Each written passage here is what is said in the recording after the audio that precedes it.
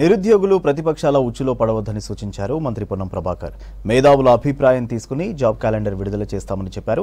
కేంద్ర మంత్రి కిషన్ రెడ్డి జీహెచ్ఎంసీ ఎన్నికల కోసం హైదరాబాద్ ఇమేజ్ ని చెడగొట్టాలని చూస్తే ఊరుకోబోమని హెచ్చరించారు. కేంద్ర మంత్రి హోదాలో కిషన్ రెడ్డి నగరాభివృద్ధికి ఒక్క రూపాయి అయినా తీసుకువచ్చారా అని ప్రశ్నించారు. బీజేపీ బీఆర్ఎస్ కలిసి హైదరాబాద్ ను ఆగం చేసింది వాస్తవం కాదా అని ప్రశ్నించారు. హైదరాబాద్ అభివృద్ధికి కాంగ్రెస్ ప్రభుత్వం కట్టుబడి ఉందని చెప్పారు మంత్రి. కిషన్ రెడ్డి గారిని హైదరాబాద్ అభివృద్ధికి స్థానిక పార్లమెంట్ సభ్యుడిగా మంత్రిగా హైదరాబాద్ అభివృద్ధి చేయడానికి అవకాశం వచ్చినటువంటి శాఖను గత 5 సంవత్సరాలు నిర్వహించినటువంటి మీరు ఏం చేసినారో చెప్పండి. ఉపాధి అవకాశాలను మెరుగుపరిచే స్కిల్ డెవలప్మెంట్కి ఏమైనా స్కీమ్ తెచ్చిండ్రా? ఇన్ఫ్రాస్ట్రక్చర్ క్రియేట్కి ఏమైనా స్కీమ్ తెచ్చిండ్రా? ఉమెన్ ఎంపవర్మెంట్కి ఏమైనా స్కీమ్ తెచ్చిండ్రా? మైనార్టీ ఎస్సీ బీసీ వెల్ఫేర్కి ఏమైనా తెచ్చిండ్రా? ఒక్క రూపాయి తేని మీకు హైదరాబాద్కు నిర్లక్ష్యానికి గురైందనేటువంటి హక్కు ఉందా అని అడుగుతా ఉన్నాం. దయ్యాలు వేదాలు వాళ్ళు ఇచ్చినట్టుంది కేటీఆర్ మాట్లాడితే.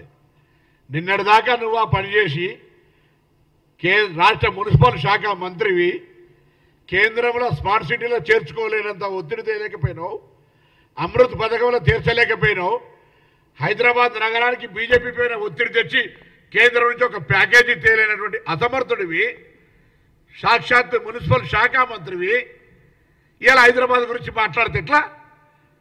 10 సంవత్సరాలు మున్సిపల్ చట్టంలో ఏమో చేసినా అని చెప్పి మీరు అక్రమ కట్టడాలు కావచ్చు, భూ కబ్జాలు కావచ్చు, మొత్తం హైదరాబాద్ నగరం అంతా కూడా అస్తవ్యస్తంగా కావడానికి ప్రధానమైనటువంటి కారణకులు మీరే.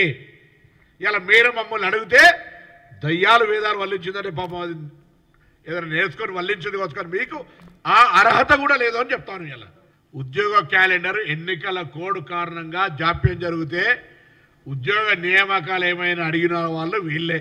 ఉద్యోగ నియామకాల జాప్యం జరుగుతుందని ప్రశ్నించిన వాళ్ళు క్యాలెండర్ విడుదల చేసిన తర్వాత సంప్రదింపుల తర్వాత ప్రతి ఒక్కరిని అడగడం సాధ్యం కాదు. కానీ దానికి ఉన్నటువంటి ప్రక్రియ ప్రకారంగా కార్యక్రమం కొనసాగుతుంటే కొంత వెనక ఉన్నటువంటి కొన్ని శక్తులు ఈ కార్యక్రమం జరుపుతూ ఉన్నారు. ఇటువంటి పరిస్థితి ప్రభుత్వం దగ్గర నివేదిక ఉంది. ఒకవేళ నిజంగానే పరీక్షల తేదీలు మారవలసి వస్తే, పోస్ట్ పేమెంట్ చేయాలనుకున్న పరిస్థితి ఏర్పడితే దానికి సానుకూలంగా మా ప్రభుత్వం ఉంటుంది.